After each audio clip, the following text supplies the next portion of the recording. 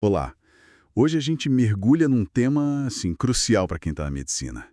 Como é que a gente pode evitar, né, processos e aquelas denúncias nos conselhos regionais, os CRMs? Temos aqui um material bem bacana, um artigo de um advogado especialista em direito médico, que detalha umas estratégias de prevenção. A ideia é tirar daqui ferramentas práticas, sabe? Para dar mais tranquilidade no exercício da profissão. Exatamente. E o artigo, olha, ele aponta uma coisa meio preocupante, um aumento significativo nas reclamações contra médicos. E isso pega todo mundo, viu? Desde quem está começando até o pessoal mais experiente. Antigamente, parece que não era tão comum, né? Mas o cenário mudou, então vamos analisar essas recomendações para ter uma atuação mais segura, tanto do ponto de vista legal quanto ético. Bom, vamos lá então. A primeira ferramenta que o artigo destaca é o prontuário médico. Ele bate muito na tecla de ter anotações corretas, precisas, detalhadas. Mas por que tanta ênfase nisso? Bom, é porque o prontuário não é só um papel, né? Pensa nele como a história contada pelo médico. É a única prova documental que vai ter os detalhes do atendimento, do procedimento. E essa precisão é, assim, fundamental. Qualquer coisinha que falte ali pode abrir margem para interpretação, né?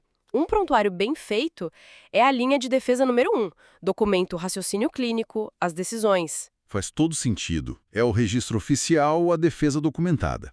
E tem outro ponto-chave. O termo de consentimento informado, livre e esclarecido. Nossa, que nome comprido. É comprido, né? Mas cada palavrinha aí tem um peso. O artigo frisa muito que ele tem que ser individualizado.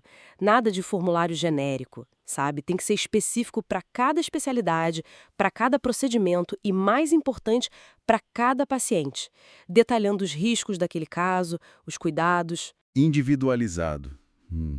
Isso na prática, na correria do dia a dia, é fácil de fazer? Olha, fácil não é, é um desafio, né? Mas o artigo argumenta que é um investimento. Um tempo bem gasto ali evita muita dor de cabeça depois. Mostra que teve comunicação clara, transparente sobre os riscos. Isso não só é ético, mas gerencia a expectativa do paciente e protege o médico, entende? Entendi. Protege e alinha as expectativas. E além do termo, o artigo fala do contrato médico. Qual a diferença principal entre eles? Porque às vezes confunde, né? Para os riscos e na autorização para o ato médico. É o consentimento. Já o contrato, não. Ele estabelece os termos do serviço mesmo, o que vai ser feito, os honorários, as responsabilidades, sabe? O que está incluído, o que não está. Tem que seguir o Código Civil, o Código de Defesa do Consumidor. É outra finalidade. Certo, um informa e autoriza, o outro combina o serviço. Agora, um ponto que o artigo dá um peso enorme, que me chamou a atenção, a relação com pacientes e familiares. O texto aconselha manter comunicação ética, responsável, pontual, sem misturar as coisas, né? E um detalhe, não evitar consulta de retorno. Por que isso seria tão decisivo assim? Pois é, esse ponto da relação humana é chave. O artigo sugere que, muitas vezes, a insatisfação não vem nem do resultado técnico, mas de como o paciente se sentiu tratado depois, sabe? No pós-procedimento. Uma comunicação atenta, empática. Mesmo se tiver alguma complicação, um resultado não esperado, isso pode evitar que um descontentamento vire processo ou denúncia no CRM. O diálogo aberto é fundamental. Interessante. Quer dizer que a atenção no pós pode ser tão ou mais importante que o procedimento em si para evitar conflito? Exatamente, é o que o texto dá a entender. Essa gestão da relação, esse cuidado continuado. E para fechar os pontos principais, tem a publicidade médica. O que o artigo recomenda aí? Basicamente, seguir as regras do jogo, né? Usar o Código de Ética Médica e principalmente a Resolução 1974 de 2011 do CFM, que é bem específica sobre publicidade. Então, em entrevistas, divulgações, sempre informar o número do CRM, a especialidade registrada, se tiver o RQ, sem prometer milagres, sem sensacionalismo e sem confundir pós-graduação com especialidade médica. É questão de transparência. Entendi. Transparência e seguir as normas para manter a credibilidade.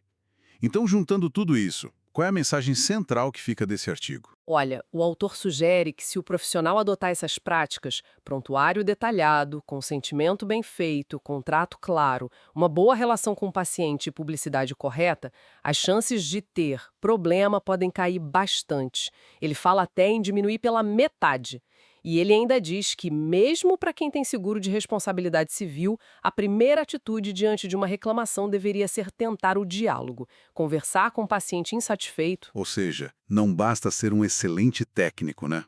Precisa saber se comunicar, gerenciar essa relação com o paciente de forma cuidadosa.